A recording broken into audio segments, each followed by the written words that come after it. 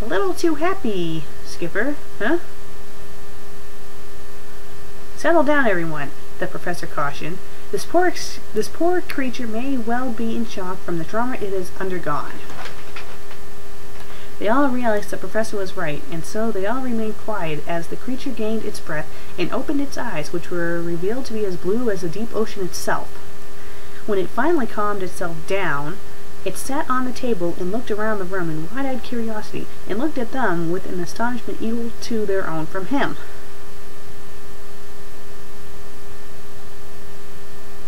People? E.T. cannot sit. His legs are like this big, so he can't sit. His equivalent to sitting would probably be lying down. Where am I? It exclaimed. What happened? Where are the others? Who are all of you? It began trembling violently as in fear. No, it's trembling violently because it's cold. And why does it suddenly know English?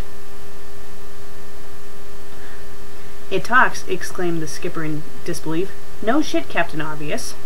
Now, take it easy and calm yourself, the professor said soothingly to it. You are on an island in the South Pacific, and we are all human beings, and you needn't fear us, for we just rescued you. What we would like to know is who you are and where you come from. And all your weaknesses so we can study you later. The little creature breathed deeply for a moment before it began. I am an intergalactic botanist from the planet Acerbis, also known as the Green Planet. Me and my fellow botanists came to this part of the Earth to collect samples of underwater plants to bring back to our world so they might be preserved. Our mission was going fine until this big ugly thing with many limbs snuck up on us, and the last thing I remember was my captain calling to me to come quickly because they were heading back to the ship. And then that many-armed thing grabbed me and held me so tight I couldn't breathe. And then everything went black. Well, it seems he is an extraterrestrial, stated the professor. Well, what gave you that idea? The planet Acerbis and Green Planet wasn't enough of a hint for you? And, I'm sorry. Why does E.T. know all this English? In the movie, you know, the E.T. movie, he could speak English, but not very well, and he didn't speak it right away. The most he could do was probably like simple sentences and words.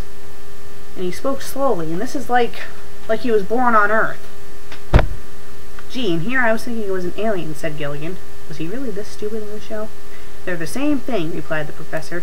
He is from another galaxy, and he's a botanist who came to study plant life, and it seems that when he was attacked by the octopus, his companions abandoned him when they ran back to safety on their spaceship.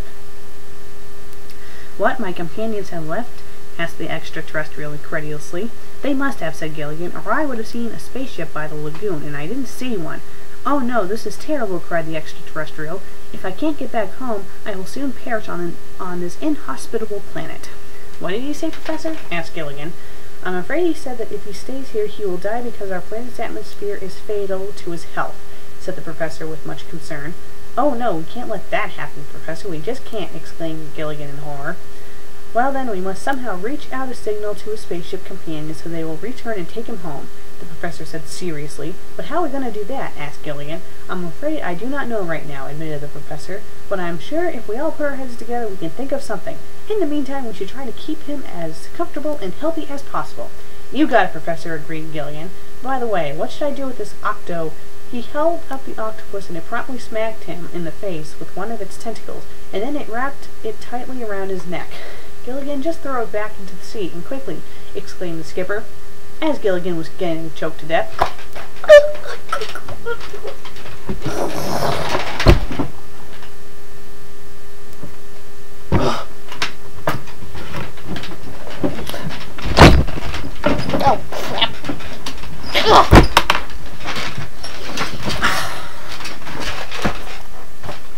One chapter down, 2 more to go. Ow, never doing that again.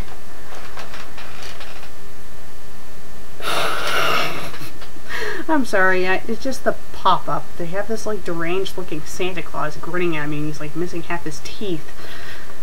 Bust Santa's zit? Ew! Oh my god, that's gross. Okay. Let's go on to Chapter 2 and get away from that awful pop-up. Chapter 2. Shortly after the professor went to think about how to contact the E.T. spaceship, the little creature began to show it was hungry. So Marianne and Ginger took it back to their hut and fed it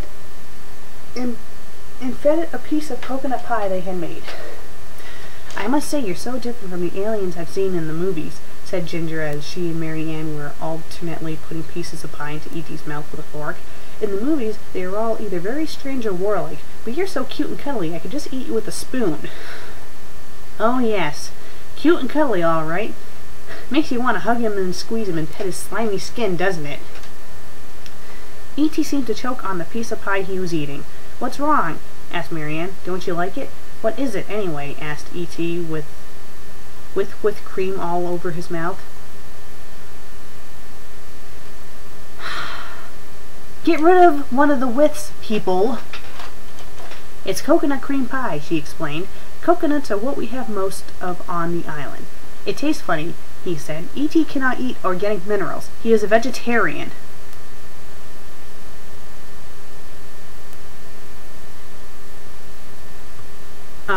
First of all, vegetables are organic. And second of all, if you've watched the E.T. movie, he eats everything. He eats Reese's Pieces. He eats fruits. He eats anything Elliot would give him. He even tried to eat Elliot's piggy bank or whatever. He even drank beer. So this whole thing here is just stupid. Stupid. If you're going to write a fanfic about, E.T. or Gilligan's Island or both, do your research! "Well, what sort of vegetables would interest you?" asked Marianne. "Well, when E.T. was under the water, he tasted some delicious long green growing organisms," he replied. "So what, does he speak in third person?" "That must have been seaweed," said Ginger. "Oh, no shit." "We'll get you some," said Marianne. "We will?" asked Ginger. "Of course we will," she said. "Let's go find Gilligan." "You guys aren't going to get him seaweed. You're going to make Gilligan get seaweed. What is he, like everyone's slave or something?" "E.T. likes the fork," said E.T. as he picked it up and seemed to be studying it.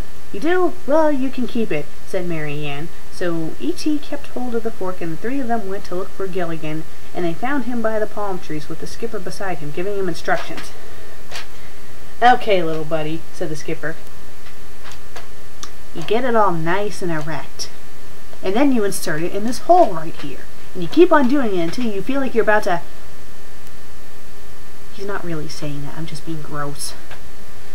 Let's really read what the skipper says. "Okay, little buddy," said the skipper. "Just cut through the middle with this saw, and then quickly jump over to the other side so it doesn't fall on you." "Okay, skipper," said the Gilligan as he took the saw. He then began sawing through the middle of the large palm tree, and once he had sawed through it, he yelled, "Timber!" and then quickly jumped over to the other side. "Let me guess. The tree's gonna fall on his head." "Gilligan, look out!" cried the skipper. But it was too late, for the cut half of the tree began swaying, and then it fell over on the left side, right on top of Gilligan's head.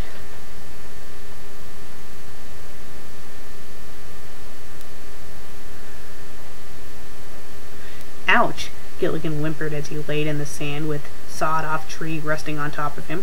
The skipper quickly lifted the tree off of Gilligan as the girls hurried up to them, and they each took Gilligan by the arm and lifted him up from the ground. "Are you all right, Gilligan?" asked Marianne, concerned. "I'm all right," said Gilligan, "but my head hurts and I feel dizzy now." "Ouch!" Gilligan heard a soft voice from beside his feet. "Huh?" Gilligan bent down to E.T. so that his head was level with the extraterrestrial. E.T. held up his left forefinger and began to glow a bright light like a bright star, and then gently touched it to the top of Gilligan's head. Gilligan stood erect again and looked astonished. "Well, what do you know?" he exclaimed. "My head doesn't hurt any more." "E.T. likes saw," said E.T. as he picked up the saw by the handle and studied it. "You do? Well, you can have it," said Gilligan. "Yes, let's give the alien a saw."